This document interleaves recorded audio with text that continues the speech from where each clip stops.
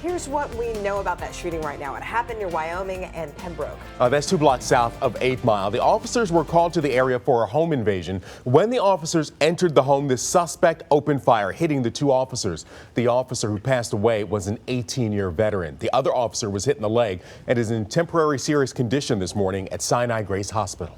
And that's where 7 Action News reporter Allie Hoxie is this morning with more on how this tragedy unfolded. Allie? Yeah, this is an absolutely tragic situation. Take a look behind me. So far this morning, we're seeing at least 2 Detroit police vehicles out here. Now, there was a showing of support out here this morning for the officers and a flowing of police officers coming here. Now, here's what we know about this tragic shooting so far.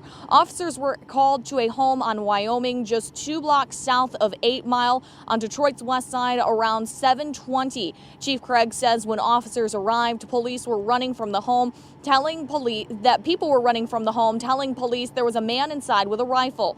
Chief Craig says officers cleared the first floor of the home and they went downstairs to check the basement. When the 4 officers came down the stairs, that's when Chief Craig says the suspect started shooting with a high-powered rifle. A Detroit police officer who's been on the force for 3 years was shot in the leg. An 18-year veteran was shot in the neck. Both officers were rushed to Sinai Grace Hospitals in police cars. The officer shot in the leg was conscious and moving when he arrived at the hospital. The 18-year-old veteran was pronounced dead here at Sinai Grace. He was loved. I mean, right here today, we have probably in excess of 275 officers that came out to show their support.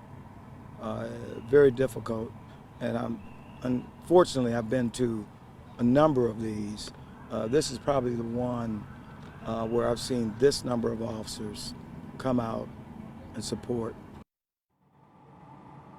Police say the suspect fled the scene. He was found a few blocks away on Kentucky Street. He was also taken here to Sinai Grace Hospital and listed in temporary serious condition.